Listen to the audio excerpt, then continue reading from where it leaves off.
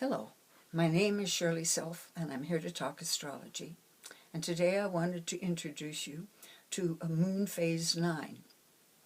Moon phase 9 is really interesting. They're very powerful people. They are right here at the beginning, the first active phase of the water quarter. As their body of fate is a moon phase 7, which is called the Master of Earth. The beginning phase here, moon phase 1, remember that's where the new potentials are given to the will to carry through this new cycle, new goal, new will, new potentials. And so the will discovers and explores and perfects those potentials in the earth quarter. And in the water quarter, the job is to, now that you know who you are and where you are and how the world works, to learn to use your moon, to learn to use the subconscious. The moon is the key to the subconscious, and the subconscious is the source of all creativity. Through the subconscious, we can tap into our past, our present, and our potential future. We can talk to God. All this is with the subconscious. To say, oh, it's only your imagination, is to really downgrade the incredible potential of the imagination. It is the imagination that is the source of all civilization, all advancement. I'm still not willing to call what we've got civilization. Anyway, moon phase 9 is the beginning phase. Remember, the beginning, number 8 is not active. It's passive. It is achievement. It is a perfection that has to get bored with being perfect and want to do something with what it is. It's turned itself into a magnificent tool and now needs to step off into the water, which is scary. And so there's virtually a war at moon phase 8, internal. Now, any internal war is going to be played outside, because an internal war will just simply stalemate. It's outside where you are either successful or defeated in whatever stance you take. So anyway, after moon phase 8 has gotten bored with being perfect and then probably deteriorating rapidly, decides to do something with itself, and a moon phase 9. So all that emotional energy, the new potential, the new creative potential, which is water, is dumped into moon phase 9, and they are, you might say, quite emotional and domineering and intense. Intense, that's the word. Yeats said, the fury of moon phase 9. So what the moon phase 9, and this is a similar job that the 23 has to do.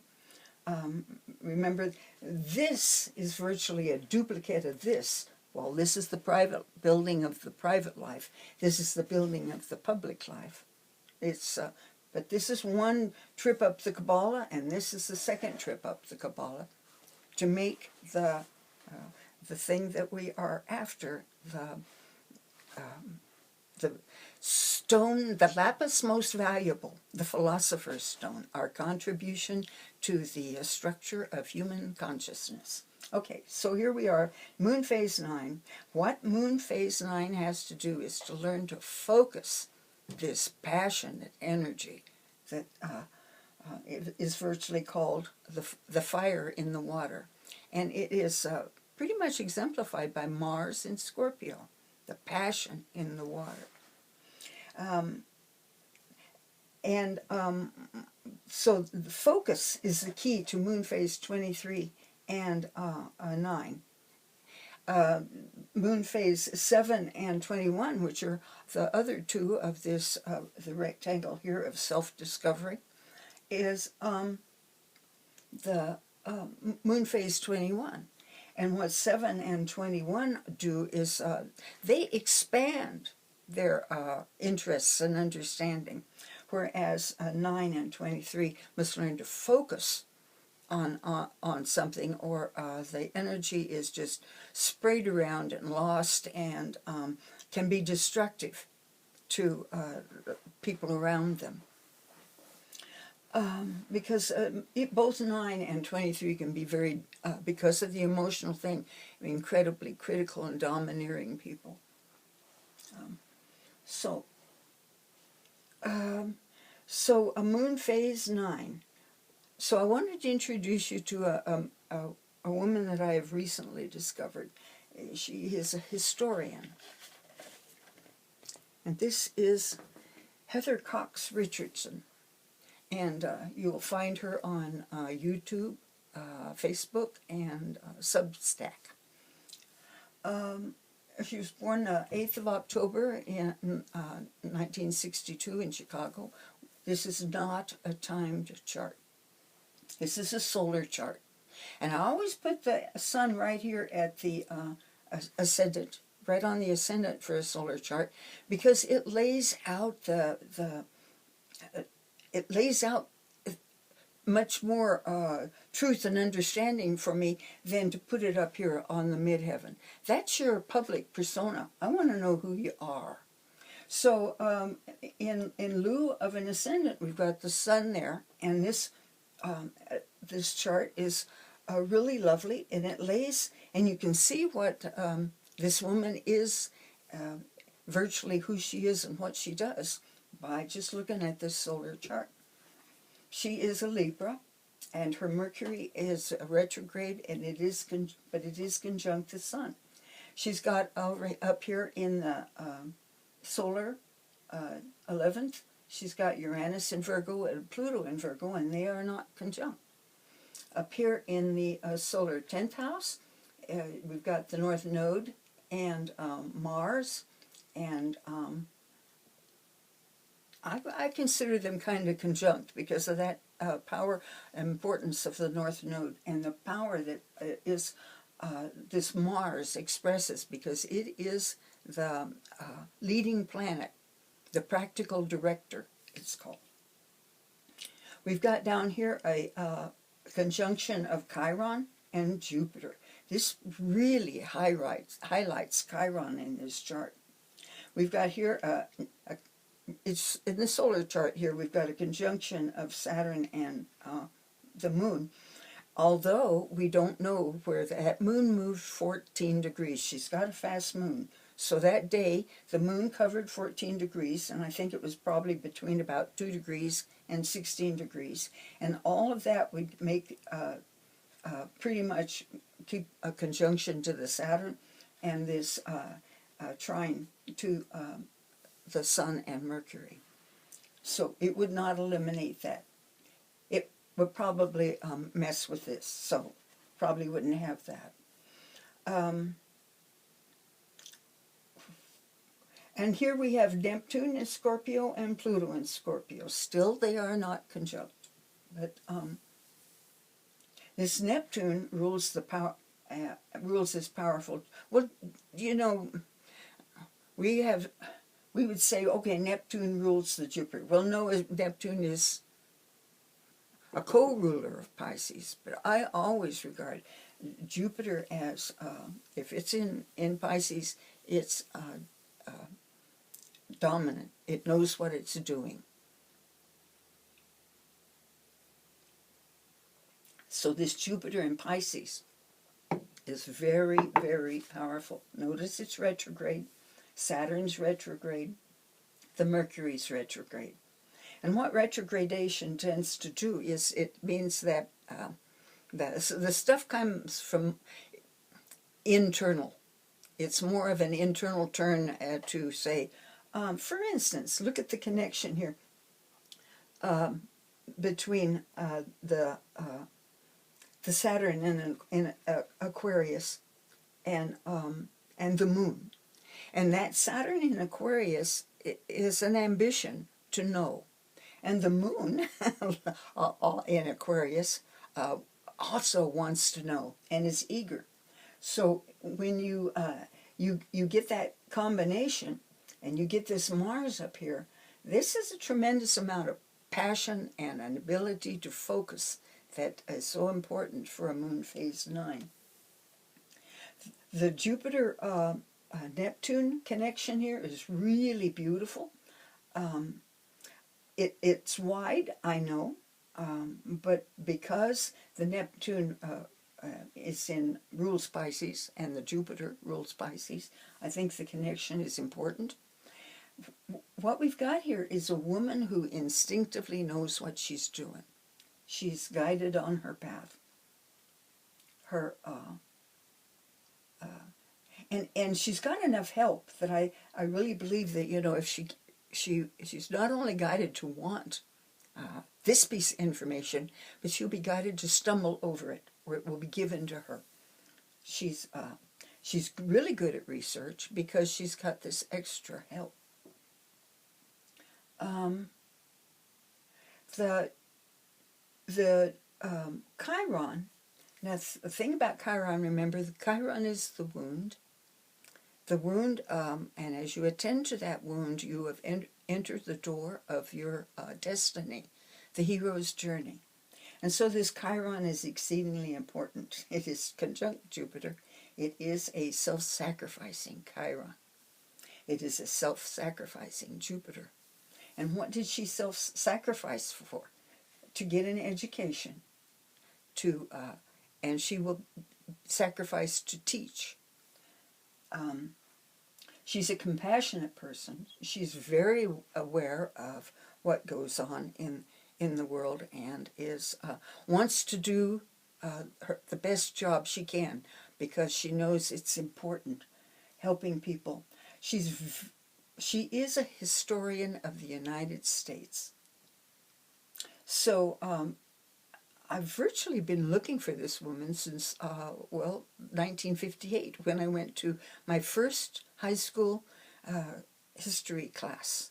And so eager. I love history. And the teacher was, I do not want to impugn the fact that he was a coach, but he was much more interested in the Red Menace than he was in world history. And when I went to college, still the eager student sitting in the front row, and the history professor was a doctor, and I really had great hopes that he had potential to teach me something. And he was so angry at having to teach undergraduates that I didn't learn what I wanted to learn. This woman will teach me what I want to learn. Why? Because she tells a story. She's very hooked into the United States. Her nodes are the United States nodes. Her Mars is conjunct the United States Mercury. Her Sun is on the United States Saturn, which is our Saturn is in the 10th house. So she's very much hooked in. Very much hooked in. And this is her interest, this is her specialty, and she's a wonderful teacher. The Chiron and the Jupiter here, I really do believe that she may have been a troubadour in a former lifetime, because she knows how to spin a story. She knows how to keep you interested. She knows how to spin a story. And she's got this view of the world that is very objective, and it's very helpful to listen to this story, because you feel like you've got more of a touch of the truth here, because she's not emotionally involved in it. Her passion is to know. Her passion is to know and to give that knowledge to me, to us. And she's good at it. Her passion is to know. She's got this Aquarius powerhouse, and just the Virgo. Notice there's an inconjunct here, quincunx. And the thing about the quincunxes to any sign is that they're what that sign may tend to avoid or ignore. So that Aquarius, Aquarius sees is Leo, right over here. But what's over on the other side is a Cancer. And so carefulness is not something that Aquarians naturally are aware that they need, as is discernment and the ability to. Aquarius likes the big picture. Virgo will take it apart, and show you the details of the big picture. And so Heather Cox Richardson has both of these things going for her. And I admire her objectivity because Heather Cox Richardson is a Republican. And so when she tells me this story, she's got a story of the Republican Party, and which I found fascinating. You can find it on YouTube. So the Chiron makes this sacrifice necessary here. This tremendous sacrifice. You remember, Chiron helps any planet it contacts. So what it does because it's opposing the Pluto here, is it empowers her. It just makes her message more powerful, her story more deep, and full of interesting detail. And it shows the arc of the change. She's very good at following a line of thought through a time. And like I say, I think she was a troubadour in a former lifetime. So the Chiron is connected to a lot of stuff here. And let me see if what I wanted. I don't want to. She's so interesting, and she's so powerful, and I love her. I've been looking for her for a long time. The Chiron gives her this sensitivity to others' suffering, very, very powerfully. She really cares about this country. She and I really care about this country. She's quick. She picks up stuff quick. She's very intuitive. The Mercury is the leader, but it's intuition. It is an access to the subconscious that's very powerful, and she's got pretty good control over it. It's very useful to her. She's a very good researcher. And she is like a good moon phase 9. It's got this obsessive focus that keeps her lined out and doesn't allow her to wander loose a lot. She stays on track. I appreciate that. What else we got? One thing that a moon phase 9 and 9, 10, and 11 are all responsible for breaking free of living up to other people's expectations. And this is a very powerful, she's self-guided, and that is very important for all the water quarter phases, to be self-guided. And that's the kind of the issue that a moon phase 8 has to decide is, well, the people are applauding me where I am now, but what do I want to do? And until they get bored with being the top of the pile, they can deteriorate, like George W. Bush. Yeah. Anyway, I progressed her chart to nowadays, and the leading planet in this her progressed chart, she's progressed into Sagittarius, and there's a cluster in Sagittarius that is now in the solar 9th house of broadcasting, communication, teaching, in the higher order. The ninth house, the third house this is elementary school. This is self-mastery, like junior high, high school. This is college. And this is the wisdom of Merlin. It too is an education. As Yeats said, often this education is not embodied, but is being educated by being a helpful entity on the other side of the veil. So anyway, her Sun and the Mars and the Mercury and have moved into the ninth house, into Sagittarius. And what's leading the Sun now is Neptune. And Neptune leading the Sun talks a lot about the self-sacrifice necessary and the ideal that now motivates her, an ideal action on her part, but an ideal, I think, also an ideal of government, because it's Sagittarius, and the United States is a Sagittarius rising. Anyway, so what she's doing now is she's getting a lot of coverage on the TV and other places, and she deserves it. So I recommend her highly. Look her up, watch, and learn. And here's what I'm going to say. Here's the politics. Here's the people who are learned to be creative. Here are the people who are learned to be functional and effective.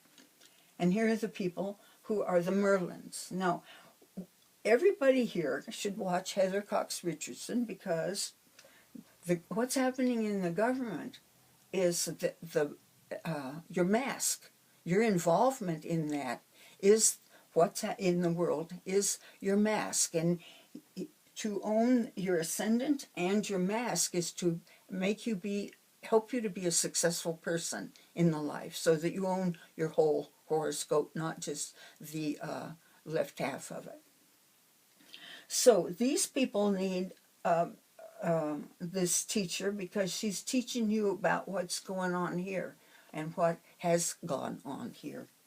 These people need the educations of the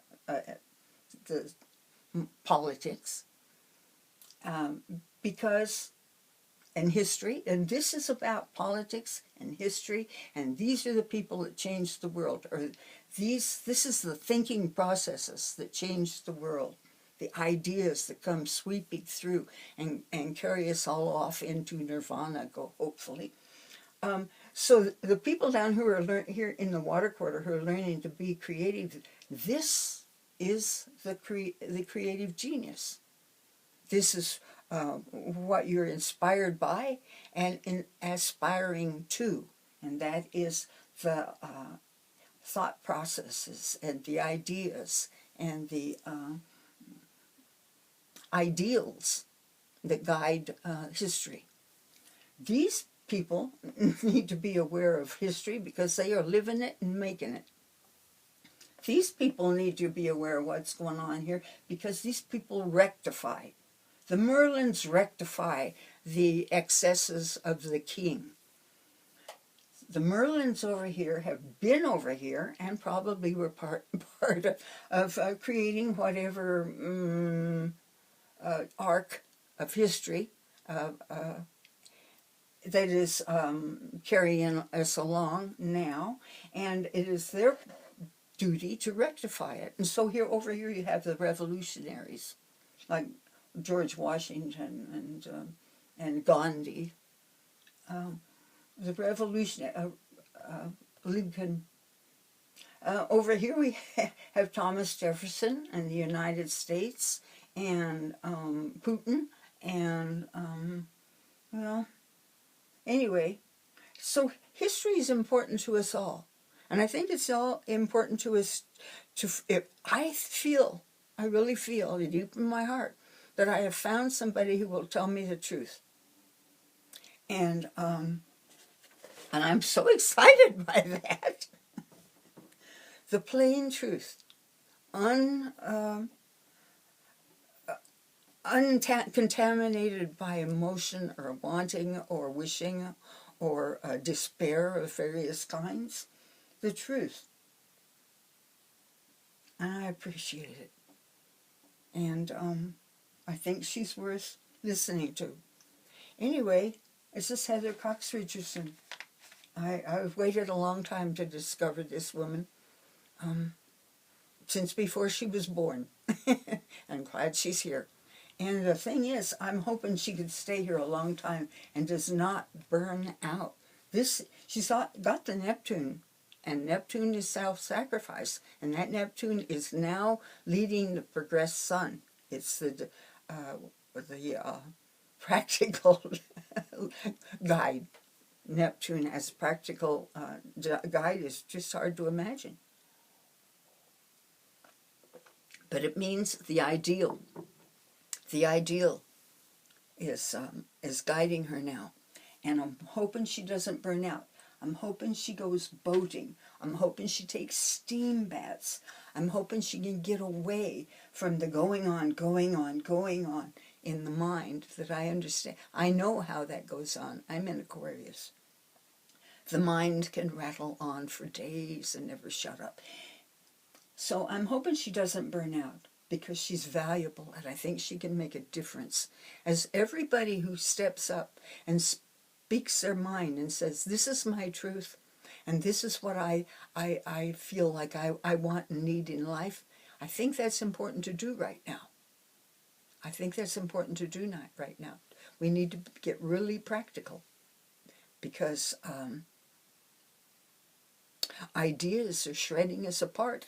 The United States has Uranus transiting right on our midheaven and is getting ready to have a Uranus return.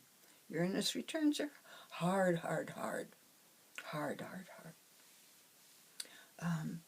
So change is in the air, and we need to get practical and look and see what it is that we need to do to make us all safe, secure, happy, healthy, and so we can raise the children right. I hope you're all well. Take care. Don't forget to tell the people you love that you love them. It's important. Makes a difference. And I love you. Bye.